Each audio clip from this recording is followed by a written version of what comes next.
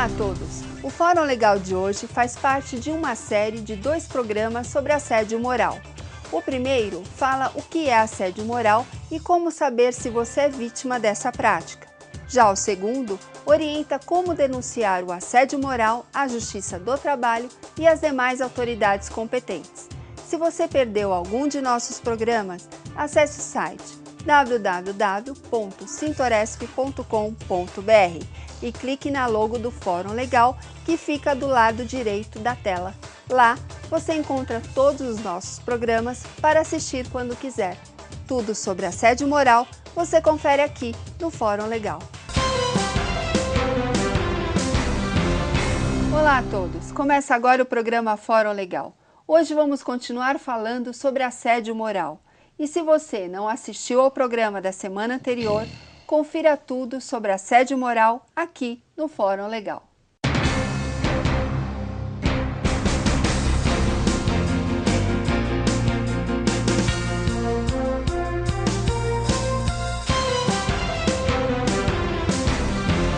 E para falar sobre o assunto, nossos convidados aqui no estúdio, Dr. Aparecido Inácio, advogado especialista em Direito do Trabalho e professor universitário de Ética e Legislação Empresarial, e Dr. César Alberto Granieri, advogado do Sintoresp e mestre em Função Social do Direito. Olá, doutores! Olá, tudo bem, André? Estamos de volta com o tema assédio moral. Muito bom. No programa anterior falávamos sobre o que é assédio moral, causas, consequências. Doutor Inácio, qual é o perfil do agressor?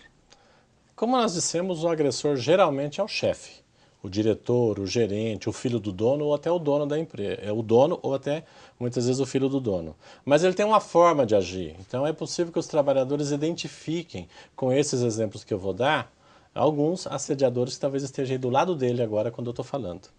Então, o agressor, o assediador, ele é hábil em humilhar sem perder a pose. É aquele um que bate rindo. Né? Ele é agressivo e perverso com palavras. Ele faz aquele jogo de diminuir, rebaixar a pessoa. Sempre acha que tem razão. O assediador é sempre o dono da verdade. Não aceita ser contrariado.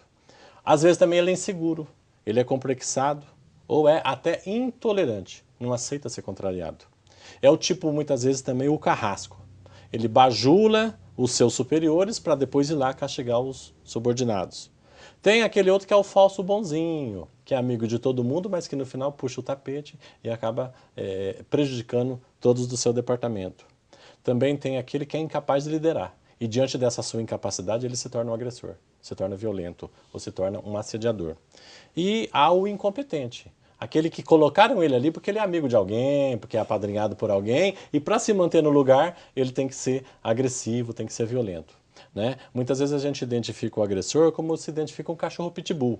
É aquele que de longe assim ele é bonito, vistoso, fisicamente bem apresentável, mas quando chega perto, se você bobear, ele te come.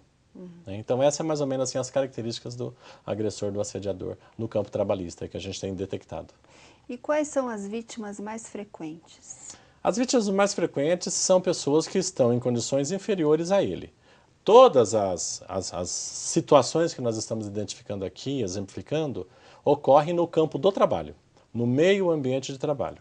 O trabalhador ele passa 1/3 da sua vida no ambiente de trabalho. Então, ele depende daquilo ali exatamente para se viver bem. Mas há situações em que o assediador se caracteriza mais diante das mulheres. As mulheres são as maiores vítimas do assédio. Pessoas com idade avançada também, caracteristicamente ocorre assédio contra elas.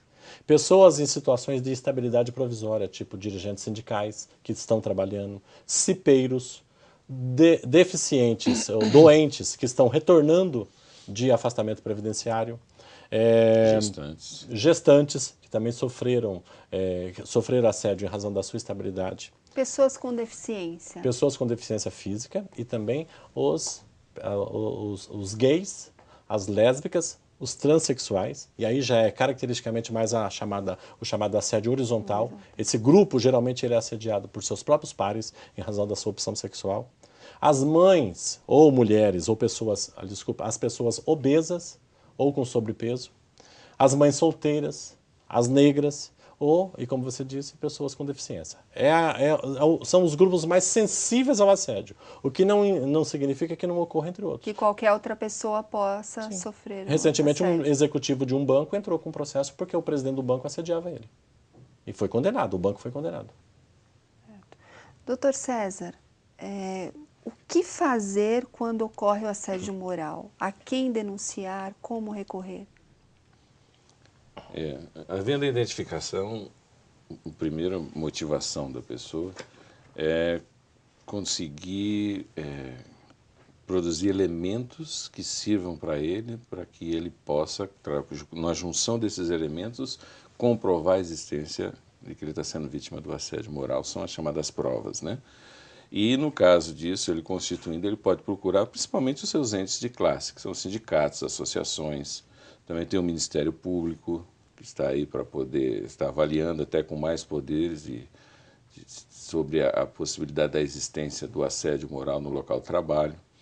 Então, principalmente sindicatos têm que ser, nesse momento, tem que ser atuante e tem que ser, evidentemente, instado pelo assediado para que ele possa verificar se as condições que estão sendo apresentadas são reais e possa levar adiante a denúncia, ou seja, todos os órgãos de proteção coletiva existentes, como eu nomeei no início, tem que ser procurado pelo trabalhador. Todo trabalhador tem um órgão de proteção, seja ele municipal, seja ele estadual, seja ele federal, as entidades de classe que são seus sindicatos representativos, federações onde não houver um sindicato representativo, ele pode procurar saber onde existe uma federação, porque ali, por exemplo, é uma base inorganizada, ele pode procurar a federação, que ela vai ter poder de atuar naquela região.